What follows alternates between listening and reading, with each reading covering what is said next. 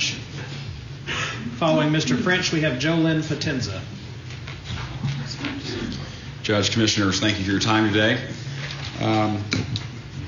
My philosophy on allocating, as a business guy, allocating resources is where do we get the most bang for the buck?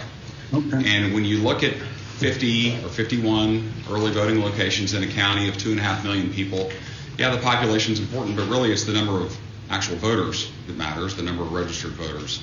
I think anyone with any common sense would tell you that on a college campus, you don't have nearly as many registered voters in Tarrant County. There are likely to be a lot of people from out of Tarrant County. But also, there's an access issue.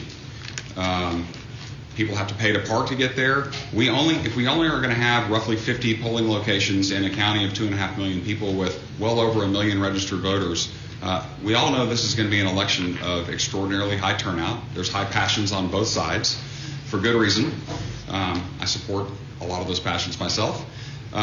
So we know that turnout's going to be probably a record for Tarrant County. We've certainly grown a lot since the 2020 election, so there's definitely going to be a lot more people. So my view is stop looking at the partisan reasons to do any of this, and let's just look at the common sense.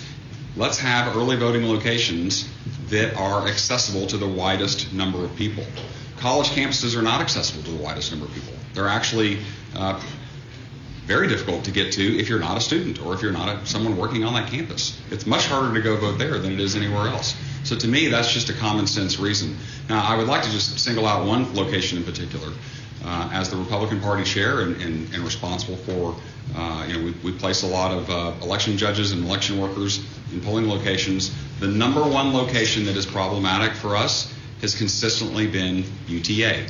And that is because the officials there don't seem to be interested in following electioneering laws or helping enforce those things. You get students who think that they're registered because they're from somewhere else. They want to come vote in Tarrant County. Well, they can't do that. It causes all kinds of problems. Every election judge and worker that we've ever had has complained that that is the number one location for problems. And so the way I look at it is, why have a location that's not easily accessible and that is the single most problematic location of our voting locations? To me, that's an easy one to vote against. So I think that I'm hoping that the commissioners will do the right thing here and support the first option as outlined in the agenda, and I thank you for your time. Thank you. Following Ms. Potenza, we have Daniel Eldred.